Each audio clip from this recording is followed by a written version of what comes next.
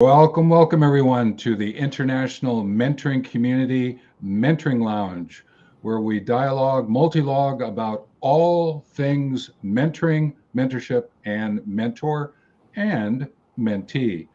It's great to have you with us today. We have a show here, a broadcast that's going to be looking at the topic of psychological safety and while mentoring.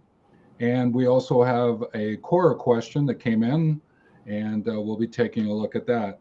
Just as a brief introduction, I'm Dr. Stephen Hobbs. I am one of the co-founders of IMC, the International Mentoring Community, and I am the Director of Certification and Education. And joining me is... And good morning, everybody. My name is Doug Lawrence, and I am one of the co-founders of the International Mentoring Community, and I'm also Director of Practice and Outreach. For sure. And so we're here going to take a look at this topic of psychological safety while mentoring. Now, we could go into the soul safety or the spiritual safety, the physical safety. We've decided that we're going to do a little bit more of a concentration on the psychological safety while mentoring. And we're going to do it from an adult perspective and in connection with workplace. There's obviously we could do a youth perspective here and do it with young persons who are involved in the school mentoring programs, but we decided we'll sort of focus in on this psychological safety. Sometimes we'll use PS, not the postscript at the end of a letter, but PS for psychological safety, this adult perspective and from the workplace. So to be able to get us in, I also want to acknowledge is that Doug has a really wonderful case example that we're going to interact with, work through some of the ideas here with you. So you have something from a practice perspective to go with the concepts that we're wanting to get across. But before we do that, I think it's important just to define two terms here and then get into it. Psychology. And psychology is the scientific study of the human mind and its functions, and especially those affecting the behavior that we observe. And ology being study, and psyche, mind, is where it comes from. It's a fascinating area to take a look at, and there's lots and lots and lots of new ideas coming forward as we understand more about the brain. The notion of neurodiversity, neuroeducation, neurolearning is an area that's really coming forward. But what we're going to do is just keep in mind it's about the human mind, it's about the mental aspect of our life and the behaviors that get connected with it. From a safety point of view, it's the condition, the situation you find yourself and you're looking to protect from unlikely cause of danger, risk, or injury. Now, this definition tends to what I call lean into a little bit more of an avoidance concept. What I would do is I would look at it a little bit more. Safety is about preparing and creating a prevention approach to be able to deal with your situation. So I'm just going to make that acknowledgement at the moment. We tend to lean into an approach rather than an avoidance when it comes to safety. And that particularly plays itself out when we're looking at this notion of mentoring. And just for those who haven't caught up with us before, Doug, you want to just share with us the broad definition of IMC's use of mentoring? I sure can do that. So mentoring is a two-way trusted relational relationship where both the mentor and the mentee are going to learn and grow together on a personal and on a professional basis. Yeah, so we're not just talking about the mentor when we're talking about mentoring here. The mentee is involved as well, but it will feel as though we're talking to the mentors of you. But if you're a mentee listening to it, guess what? In a mentoring relationship, mentoring arrangement, you end up being a mentor at times as well if your mentor is really great, because what they'll do is know how to switch it over at what point in time. So this actually pertains to you as a mentee as well. So there's a couple of references I want to give to psychological safety, I think, that are important. One is from Adam Grant, who is a professor, well-known professor, written a number of books. One of the books is called Give and Take.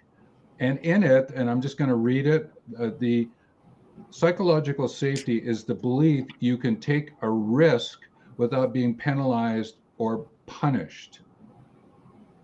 So this notion of being able to take a risk, right, and not to be judged or penalized or punished for it, because you can bring it to the surface. And from a mentor with a mentee, it makes sense, right? The mentor is getting the mentee involved and allowing the mentee to share, take some risks, have a few failures along the way, and just be able to move it forward.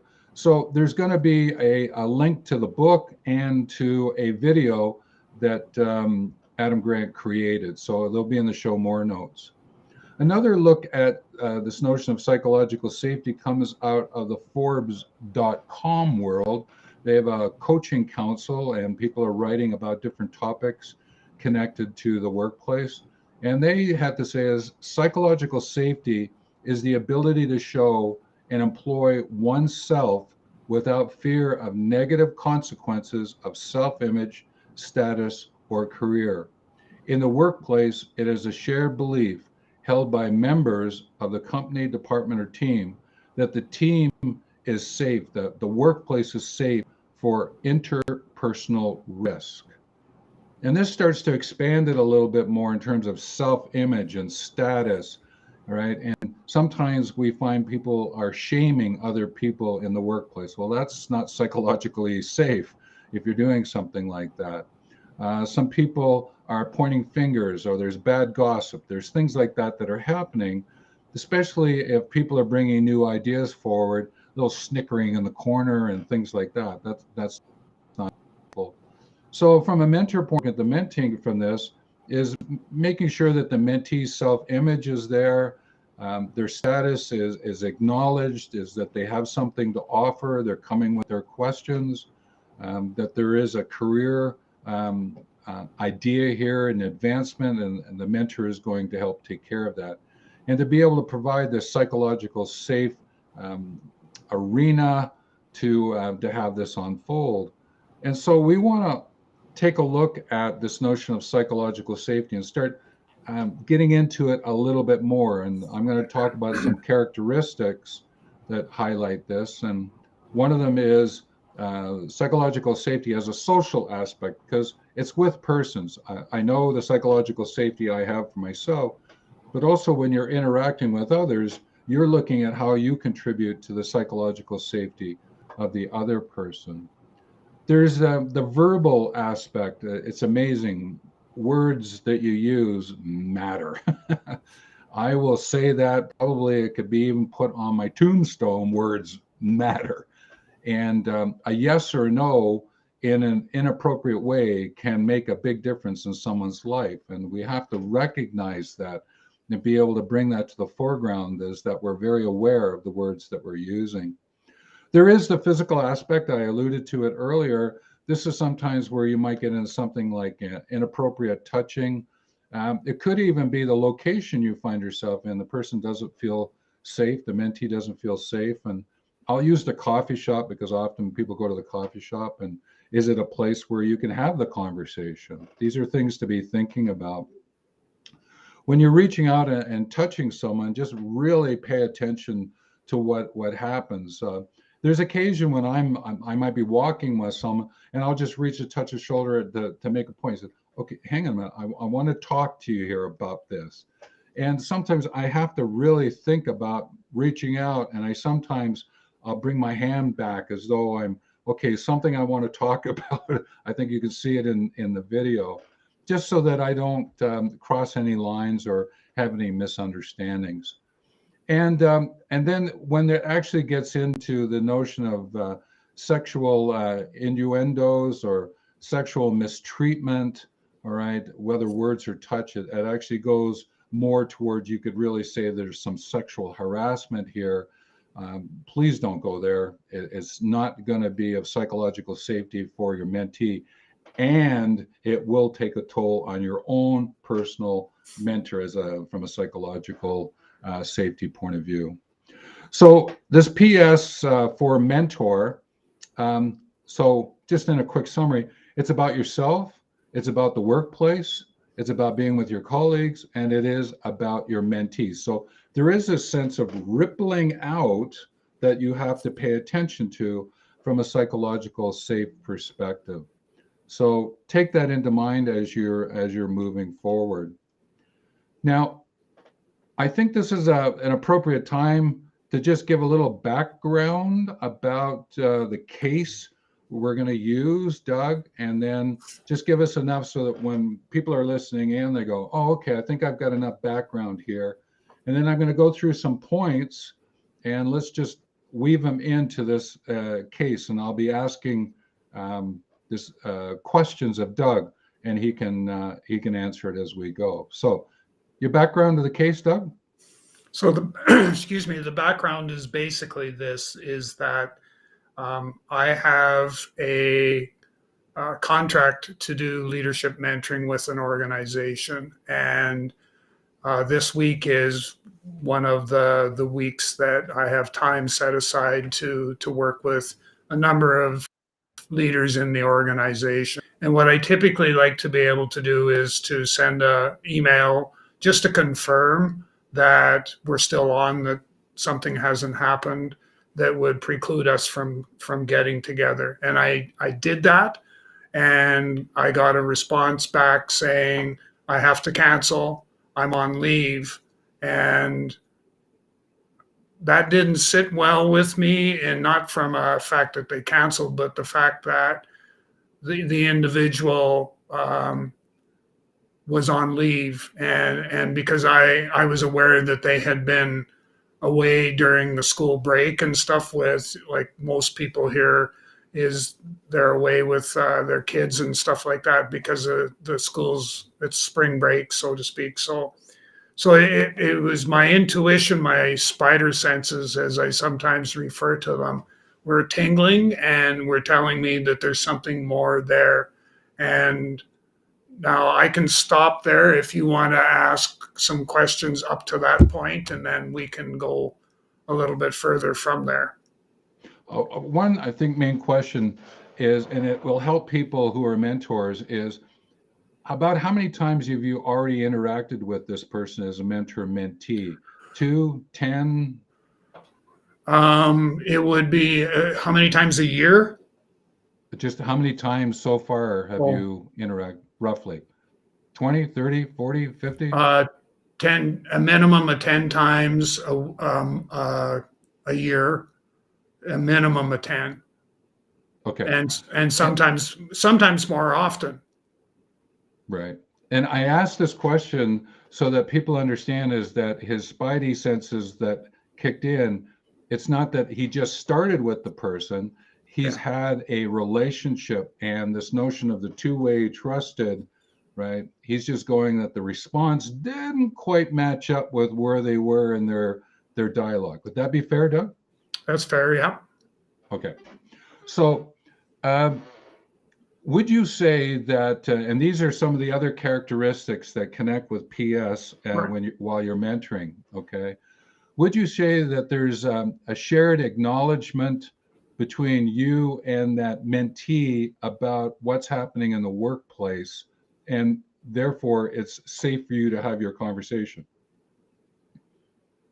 Yes, and part of the whole psychological safety perspective from me, and how I use that in my practice, is that there is this strong, very strong element of trust.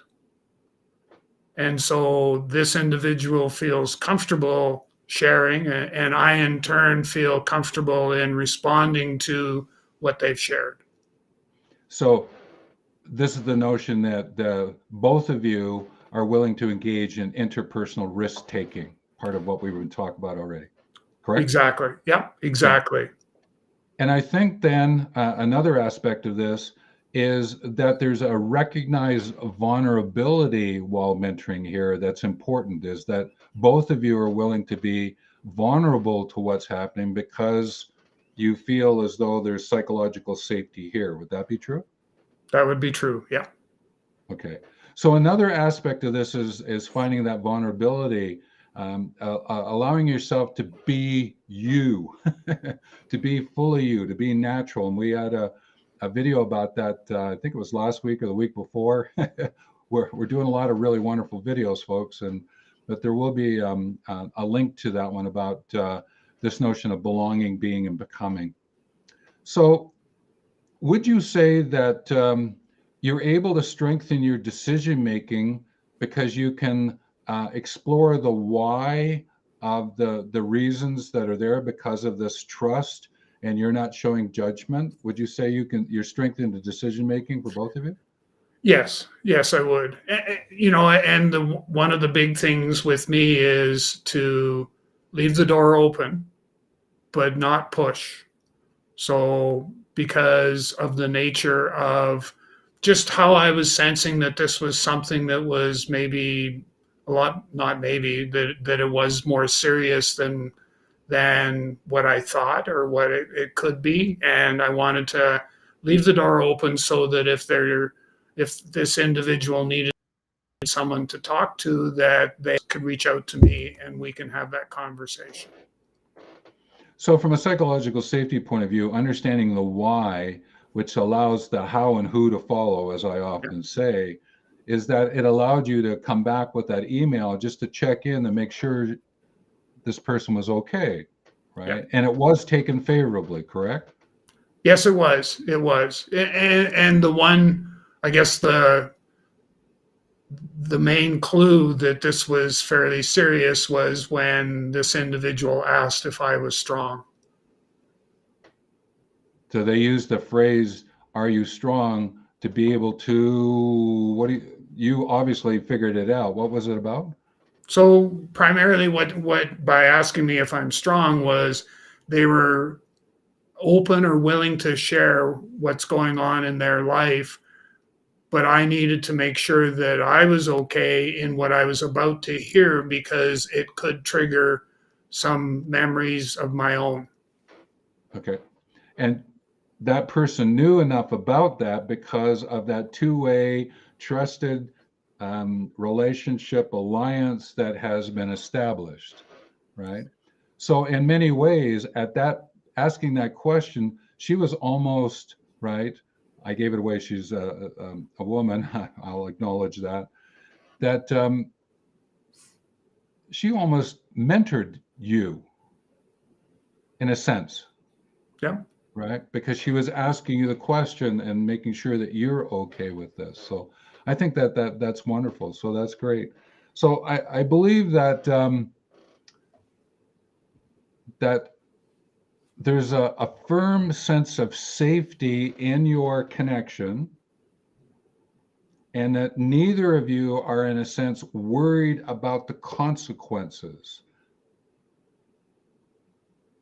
So it's an open conversation that can take place. Whatever happens, happens, even if there's a little bit of a hiccup or whatever. Sometimes people might call it a failure or whatever, but it's not going to disturb, in a sense, the psychological safety, the relationship that you have set up. And that's an important next consideration is that there's a firm sense of the safety there so that as the consequences unfold, it doesn't feel like you're going to be judged or anything like that. Would that be true for you for that one? Yes, yeah, it would be true. And I think the other part is that because of the nature of our relationship, that we both know that either one of us can step out of the conversation and say that I don't wish to discuss this any further. Yeah. And so at times, even through the other 10 times that you've interacted with this person, is that even if they failed at doing something, you would never call them a failure, right? You would welcome the questions. There's no shaming of people voice ideas and suggestions, even if they're a little off the, where did that idea come from? It's just everything is welcomed and to bring it in to have it take place. Correct. And the other part that goes along with that is that they're not seen as failures. They're seen as opportunities to learn and grow. And that's really important. And it goes for the mentor recognizing it because there's some learning in there for themselves as well. Exactly. Yeah. And It's that two-way. sometimes gets lost, right? Yeah. Sometimes that part gets lost because you're going, well, okay, it's the mentee. I got to take it. But hang on a minute. There is a story there for you as well, dear mentor, right? Reflect in and on that and find out what's going on for yourself, right? Yeah. People come into your lives for a reason. So this notion of, as you working through this, the interactions, the relationship that's unfolding is in a way upholding the learning contract that you set in motion. Because if you had just let that slide by, it may not have, in a sense, did a full integrity of the learning contract that you set up. True? True to some extent. I would say that definitely I agree with the learning contract. The part for me is that I need to know that they're okay, and as part of the conversation, I also need to know that I'm going to be okay. So there needs to be that element as well that needs to be factored into it. And I think that we need to understand that there will be a time when you may not be able to have those conversations, that you'll get a sense that they're not open or they're not willing to have a conversation at this stage. In fact, I actually had one this week as well where I know there's something serious going on. You know, I'm adamantly sure that there is, just by some of the sentences that were used, but the person doesn't want to share. And so I'm just, you know, I'm here if you need me and you want to reach out. I'm still going to check on you, you know, on a daily basis. I'll send you an email or whatever, but and just, are you okay? How's things going? And when you're ready, I'm here. Yeah, so that brings up the notion of triggers, prompts, and reflections, right? The notion of a trigger is an awareness, oh, something's happening here. The prompt, it might prompt an emotional um, um, presentation, which could show up in behavior that could go as a hinder, or can go as a help, right? It could come as a, oh, what are we doing here? To crying, to joy, and understanding there's something that's opened up, and being able to reflect on what to do with that as we move forward. So I just offer that to people as triggers, prompts, and reflections is a way to describe what Doug just shared with us.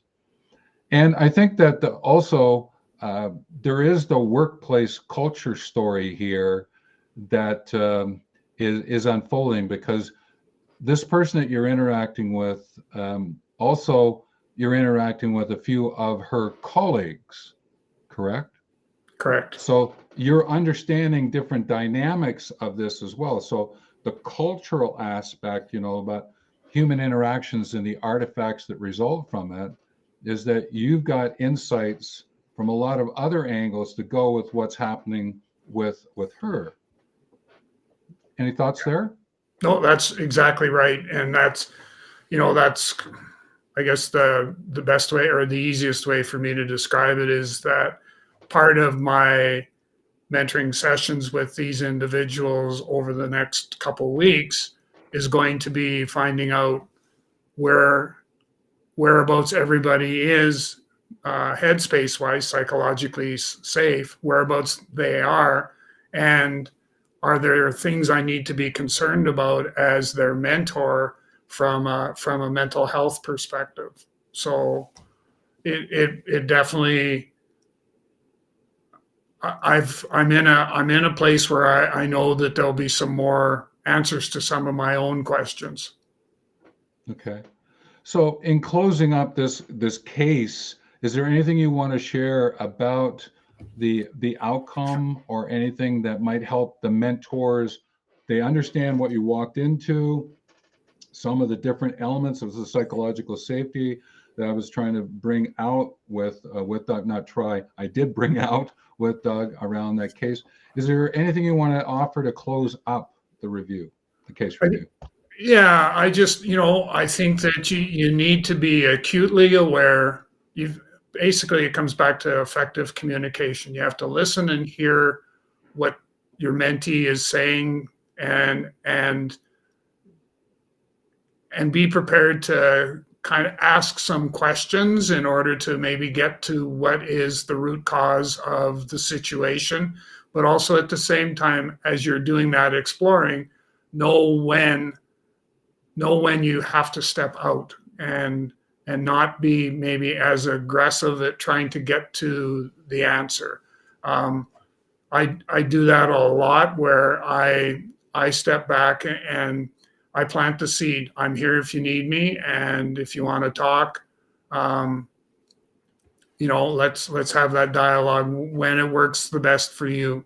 And like I said, I've got a couple of those going on this week. That one is volunteered a whole bunch of information. The other one is a little less giving in the information, and I respect that. Right. Okay. Well, thanks for that. I appreciate that. And I don't think we gave that person away, other than it was a woman. So I think we held our integrity, our accountability to the situation. So thanks for sharing that, because I think it's a great way to bring out some of these characteristics, ideas, essences of psychological safety while mentoring. So appreciate that. There is a couple of other things I just want to mention here. I think that's important around psychological safety and mentoring is it's the notion of your self-image of your competence as a mentor. Are you competent? Am I ready, able, and willing to mentor? And some people might go, I might be ready, but I may not be able. And that's where we certainly offer, from an IMC point of view, is certification as a way in which to confirm what we call the raw approach: ready, able, and willing. You're competent to go about doing it. There's also being very alert to the review and evaluation by the workplace, right? In terms of looking at that mentor-mentee relationship in terms of the workplace, and what's the support going to be, right? And Doug hinted at that in terms of him knowing more about what's going on. There's the review and evaluation while you're doing the mentoring in and of itself, the notion of reflecting in and reflecting on, so that you can pick up on it for yourself in terms of being psychologically safe.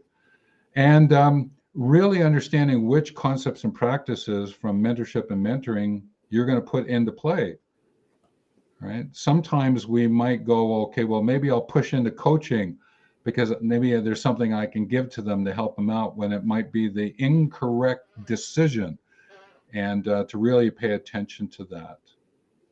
Another aspect of this is the notion of informality and formality. I think that in the case that Doug shared is that he's gotten to a point where there's a fair bit of informality. There is the deeper relationship there in that arrangement. You sometimes don't get that at the very beginning because of the next point that I'd like to raise, which is this notion of the distributed power. And we have to remember is when you first start off, the mentee is unequal in their relationship, the power relationship, the power dynamic with the mentor.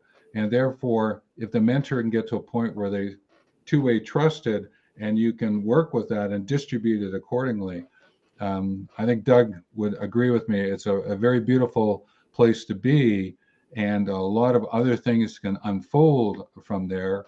And I would probably suggest that the woman who interacted as part of the case example will have a very different insight, different working relationship with Doug as it starts to unfold.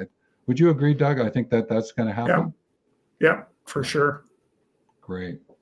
Okay, well then, people are going, okay, I get it. You two guys are talking about concepts and the case review. Is there anything that I can do to profit moving forward. And I'm using profit here in particular because sometimes we go, okay, well, profit's about money. Well, actually, there's a lot of different capital that you can connect with.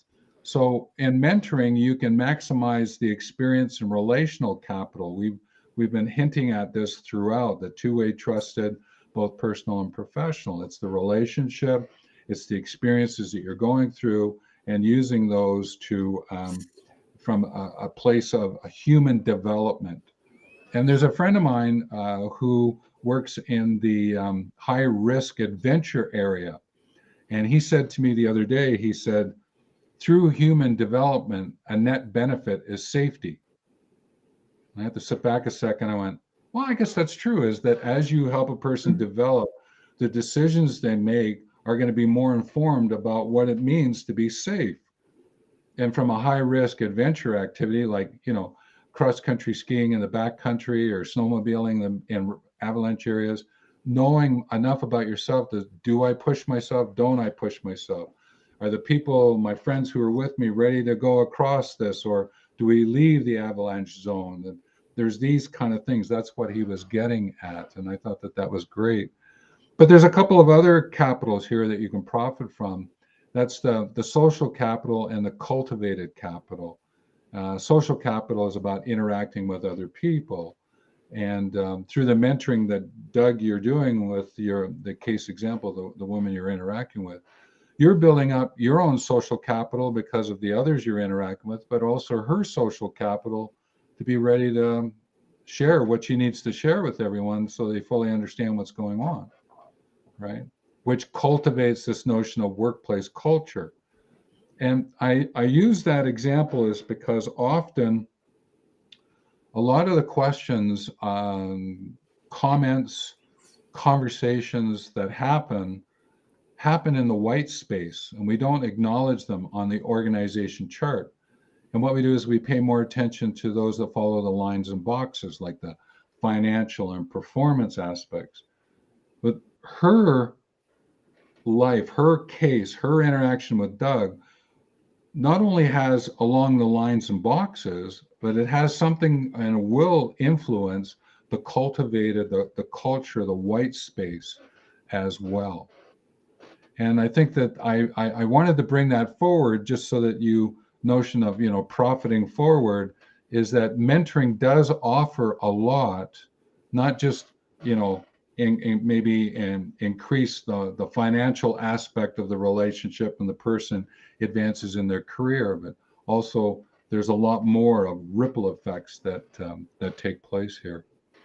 So Doug and I got together and said, hey, listen, what would be 9, 10? We came up with 12 ideas for you, suggestions about what you can do.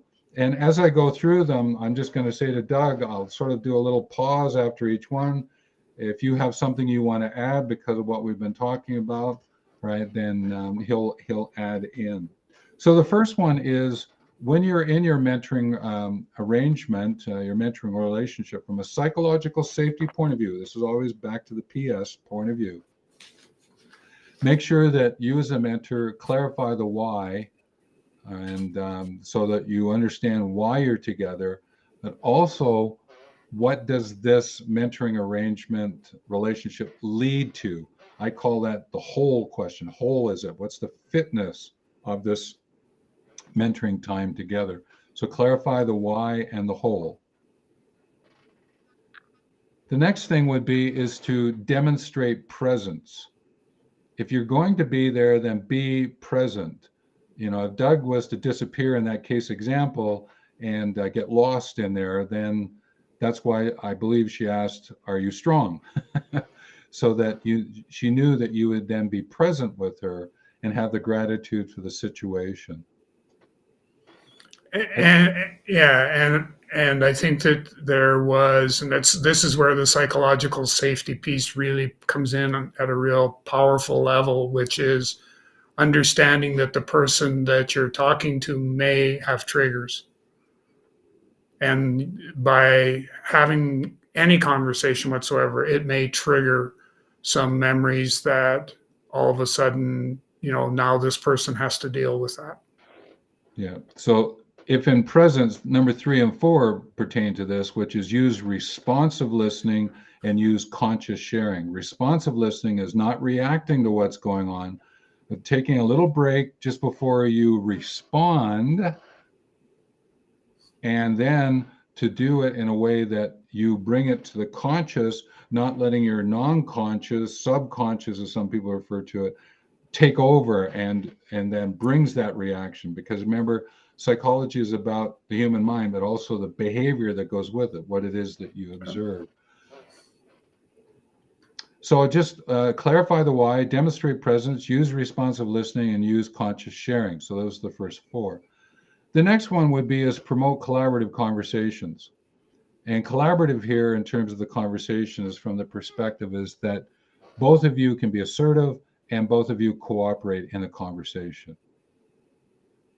And I think, you have to just take a look at the definition of mentoring, the two-way trusted relationship. And it's all about collaborative conversations. For sure. The next 2 sort of roll into each other again, which would be reflect in and on the structure, the arrangement that you are engaging with, and reflect in and on the relationship that you have, the connection that you have. Reflecting in is like while you're in there, you can be reflecting on what's going on.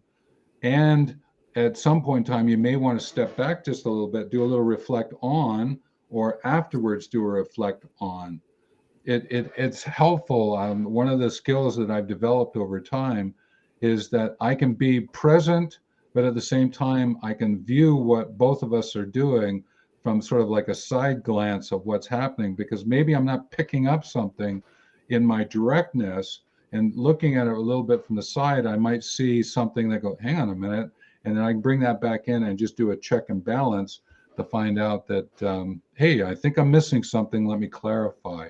I'm not saying stay out there the whole time, because this notion of presence, but occasionally I get out there, look at what's going on with us, and then come back in. So reflect in and on structure, reflect in and on the relationship. And I typically will look at it from the aspect of what went well, what didn't go well, and what am I going to do different next time. Yeah. So the next 2 is, again, it's to do with language, and it's to monitor your language so that you can involve the mentee, but monitor the language for the mentee's evolvement. Because as you help the mentee be involved and you can help them be evolving, you are actually doing the same thing for yourself. And that's what the beauty of this a mentoring approach that we're using, because if you're not staying with the language of involvement and evolvement, you might slip into that avoidance, that safety avoidance approach. And that can actually get you fall a little bit behind, versus having this preparation approach, this prevention backpack, as I call it, and this notion of practice continuance, which is the approach that you want to use to be able to be in this psychological safe situation with the mentee and for yourself. The next thing is manage shared ethical decision making.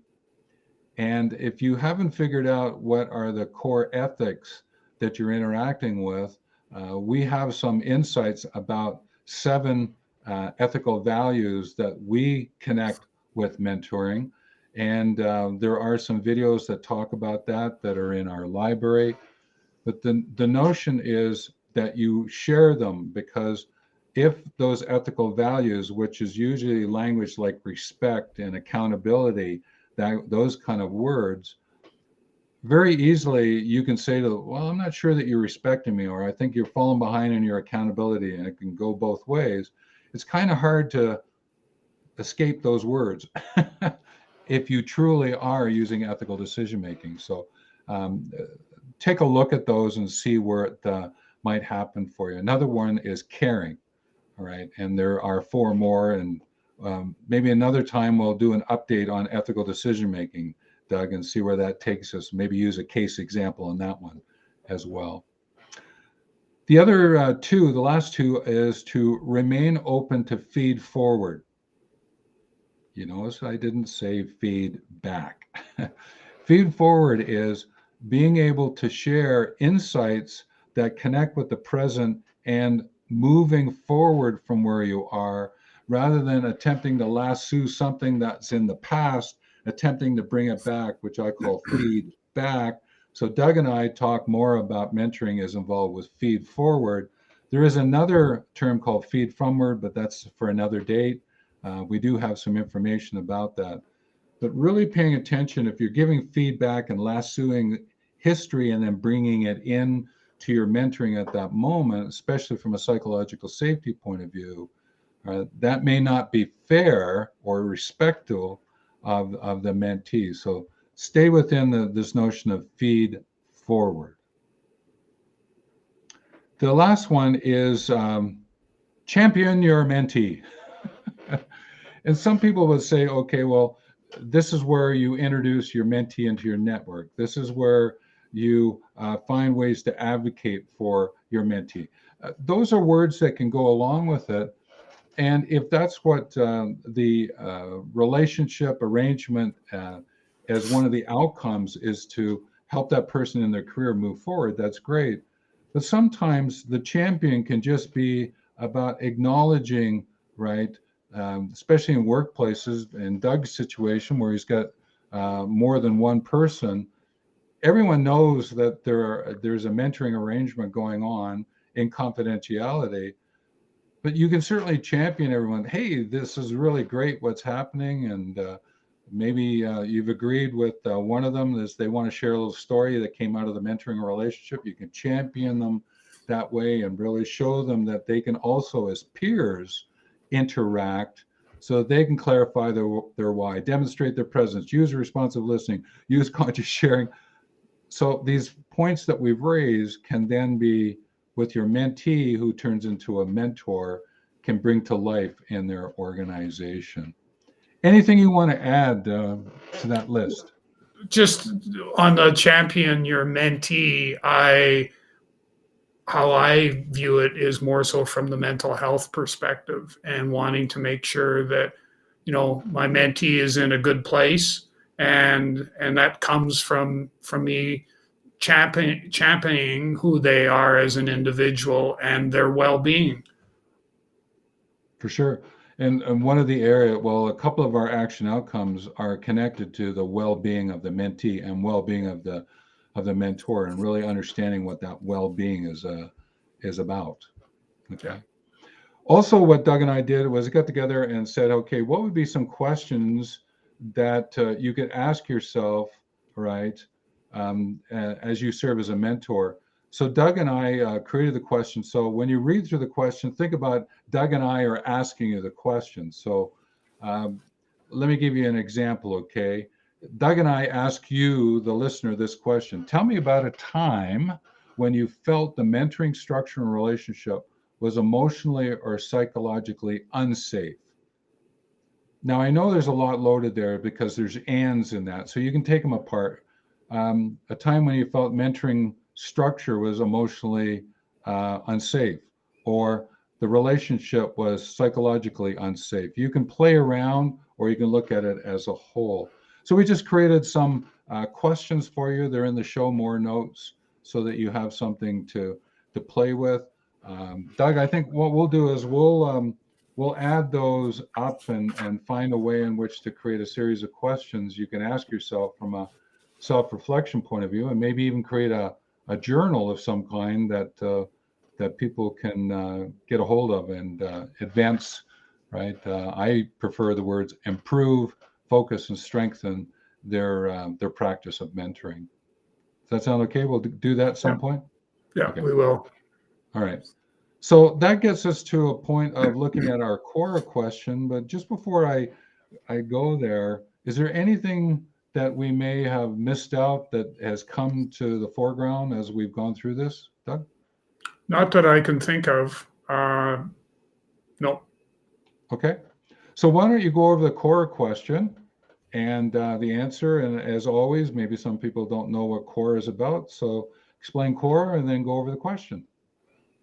I certainly can do that. So Quora is a website where you can post questions searching for answers to your questions, and it can be on a number of different topics. Now, for me, the one that I pay particular attention to is mentors and mentoring, and I think the other one is business mentoring. And so I go in, I sometimes have them sent, they get sent to me by email. Sometimes I go in and I look to see what's there for questions and stuff. So when you get a chance, go in and take a look at the Quora site and just see what some of the stuff is, so you'll have a little bit better understanding of what we're doing with some of this. So the idea behind it is for us to pass on wisdom and knowledge with regards to some of the questions that get posed. So one of the questions that was posed is, what is a mentoring program? And my response to that is, a mentoring program is a process that is implemented at the organization level to help employees learn and grow on a personal and professional basis. It typically involves a matching process of mentors to mentees. Age is not a factor, and status in the organization does not matter, as you can have a mentor who is younger than you based on your needs. The program would need to have, number one, corporate support, number two, structure, number three, training, and finally, number four, a culture that would support mentoring. If any of these are missing, you increase the chance, you increase the chance of the program not being as successful. The program may span a period as determined by the organization. The program can be based on formal mentoring, where assigned mentors and mentees, or it can be an informal program based on the culture of the organization. Frequency of mentor-mentee meetings will be determined and form part of the structure of the program. Training is crucial for the success of the program. I highly recommend that training be done on an annual basis, making sure participants are current with mentoring processes and concepts.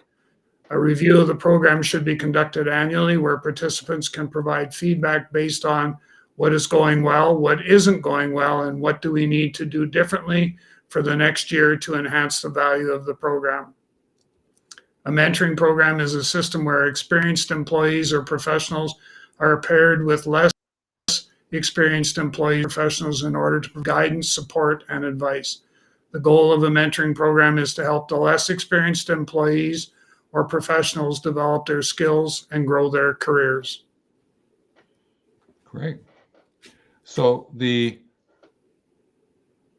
notion here, the workplace, and I hope I sort of gave a little bit of it at the beginning.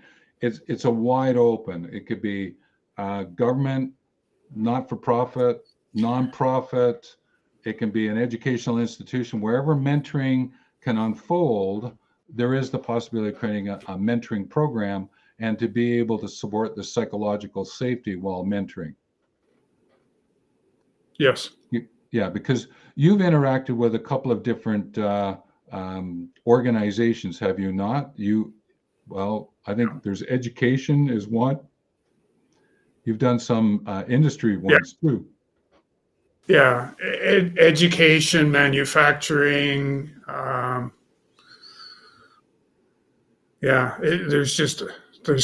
There's a lot. Yeah, The and health you have sector. health sector, the non-for-profit as well, like some of the institutes out of another part of the world that you're interacting with, and interacting with a veterans group and things like that. So as you're listening into this, don't just think, oh, okay, well, this is a for-profit.